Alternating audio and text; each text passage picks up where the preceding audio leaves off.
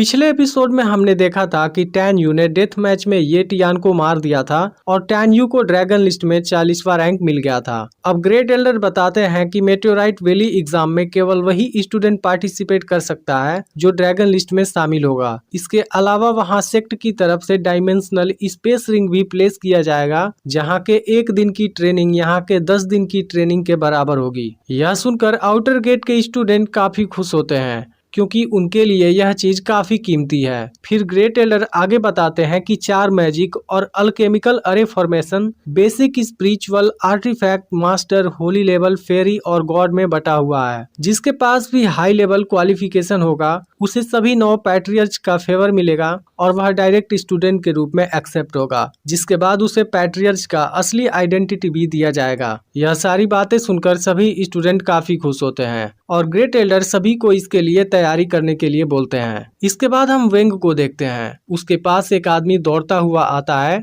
और उसे एक लेटर देता है। फिर वेंग उस लेटर को जैसे ही पढ़ता है वह तुरंत ही टैन यू पर गुस्सा हो जाता है, क्योंकि असल में वह लेटर वेंग के कजिन क्वांजी के मौत के बारे में था, जिसे टैन यू ने सेक्ट के सिलेक्शन कंपटीशन में मार दिया था। अब वेंग तुरंत ही टैन यू को सामने से घेर लेता है और उसके गुस्से को देख टैन यू पूरी बात समझ जाता है। इसके बाद वेंग टैन यू को लाइफ एंड डेथ एरिना में चैलेंज करता है। तब इस पर टैन यू कह देता है कि मुझे चैलेंज करने वाले तुम कौन होते हो। यह सुनते ही वेंग और भी गुस्सा हो जाता है। इसके बाद वह टैन यू पर अटैक करने जाता है, लेकिन टैन यू उसके अटैक का सामना कर लेता है। फिर वह कहता है कि ड्रैगन लिस्ट में तुम्हारी रैंक 9 है, लेकिन मुझे तुम्हारी पावर कुछ खास नहीं लगी। अब तुमने अपने जीवन की सबसे बड़ी भूल कर दी है, इसलिए मेटेओराइट वैली एग्जाम में मरने के लिए तैयार रहना। इस पर वेंग भी टैन यू को दर्दनाक मौत देने की धमकी देता है और वहाँ से चला जाता है। फिर मेंगई टैन यू से वेंग के पावर के बारे में पूछती है। तब टैन यू बताता है कि वेंग मुझसे बहुत पावरफुल है। इस पर मेंगई कहती है कि तुम्हें तुरंत ही कल्टीवेशन प्रैक्टिस शुरू कर देनी चाहिए। अब मैं भी कुछ समय बाद फीटल सोल रिल्म के लेवल पर पहुंच जाऊंगी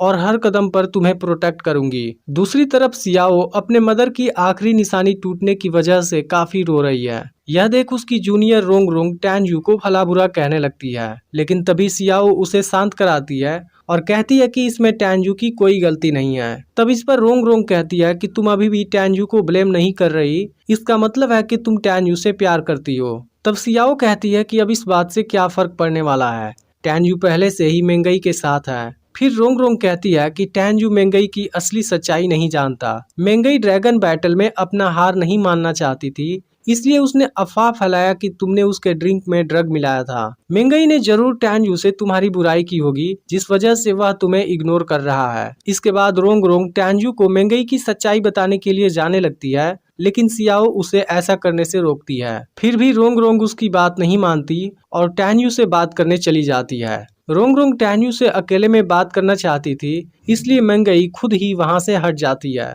तब रोंग रोंग टैन यू को एक जगह पर लाती है और बताती है कि सियाओ तुमसे प्यार करने लगी है। उसने आज से पहले किसी लड़के को इस तरीके से ट्रीट नहीं किया था, लेकिन टैन यू को इस बात से कोई फर्क नहीं पड़ता और वहां से जाने लगता है। इसके बाद रोंग रोंग मेंगई के बारे में गलत बोलने लगती है, जिसे सुनकर टैन यू काफी गुस्सा हो जाता है और उसका गला पकड़ लेता है। वह कहता है कि अगर तुमने फिर से मेंगई के बारे में कुछ बोला तो तुम्हें यहीं मार दूंगा। तब रोंग रोंग टैन यू को समझाती है कि सियाओ ने ड्रैगन बैटल में मेंगई को कोई भी ड्रग नहीं दिया था। मैं सियाओ के बारे में अच्छे से जानती हूँ, वह ऐसी इंसान नहीं है। रोंग रोंग बताती है कि सियाओ टियान सियाओ माउंटेन के पास रहने वाली एक गरीब लड़की थी, जो एक एल्डर को भूख से तड़पती हुई मिली थी और उन्होंने ही सियाओ को सेक्ट में लाया था, जहां मैं और लियू रुलोंग उसके साथ रहते हैं और वह एक अच्छे दिल वाली इंसान है। तुमने जब से उसकी जान बचाई है वह तुमसे प्यार करने लगी है। यह सुनकर टैन यू थोड़ा सा हैरान हो जाता है। इसके बाद टैन यू रोंग रोंग को लियू रुलोंग के साथ अपनी दुश्मनी के बारे में बताता है, जिसके वजह से वह सियाओ से दूर ही रहना चाहता है। फिर टैन यू कहता है कि अगर सियाओ हमारे झगड़े के बीच में नहीं आएगी तब मैं उसके साथ बिताए हुए पल को जरूर याद रखूंगा। इसके बाद टैन यू यहाँ से चला जाता है। जब सियाओ को इस बारे में पता चलता है तब सियाओ और ज्यादा दुखी हो जाती है। वहीं आज टैन यू ने अपने हाथों से डिनर बनाया होता है, जिसे सुजियान भी इन दोनों के साथ एंजॉय कर रही होती है, लेकिन फिर वह इन दोनों को अकेला छोड़कर चली जाती है। जिसके बाद टैन यू मेंगई को किस करता है। फिर टैन यू मेंगई से कहता है कि जब मैं पावरफुल हो जाऊंगा मैं तुम्हारी मदर को बचाने में हेल्प करूंगा और उन्हीं के सामने तुम्हें प्रपोज करूंगा। इसके अलावा टैन यू उसके फादर का भी बदला लेने के लिए कहता है।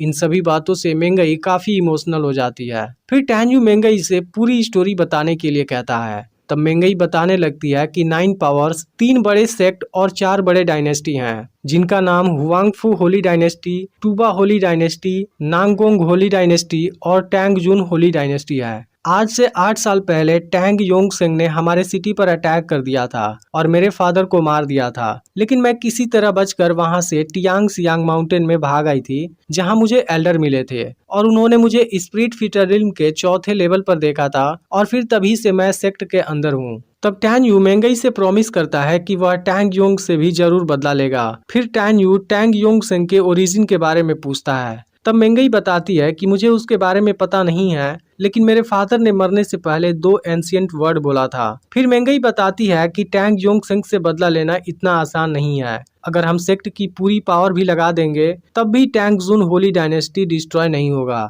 इस पर टैन यू कहता है कि तुम मुझ पर यकीन करो, चाहे तुम्हारा दुश्मन कितना भी पावरफुल क्यों ना हो, मैं उसको बर्बाद कर दूंगा। इसके बाद मेंगई टैन यू को अपने दुश्मन की पेंटिंग देती है और फिर टैन यू मेंगई को किस करता है। इधर लिंगहू अपने लोगों से बताता है कि मेटियोराइट वैली का क्वालिफिकेशन एग्जाम 2 साल तक चलेगा, जिसमें टैन यू को फीटल सोल रिल्म के लेवल तक पहुंचने के लिए कम से कम 4 महीना लगेगा, लेकिन तुम सभी इस लेवल के बहुत करीब हो, इसलिए तुम्हें वहां पहुंचने में केवल 2 से 3 महीने का समय लगेगा, जिसके बाद तुम बहुत आसानी से उसे मार दोगे और इसके लिए मैं तुम्हें बहुत अच्छा इनाम दूंगा। दूसरी तरफ टैन यू को मारने के लिए लियू रुलोंग और वेंग म्यूरोन कुन से मिल गए हैं। फिर म्यूरोन कुन अपने लोगों से कहता है कि टैन यू को मारने के लिए 10 मिलियन, सुजियान को मारने के लिए 3 मिलियन और मेंगई को जिंदा पकड़ने के लिए 10 मिलियन लो ग्रेड वाली स्पिरिट स्टोन मिलेगा।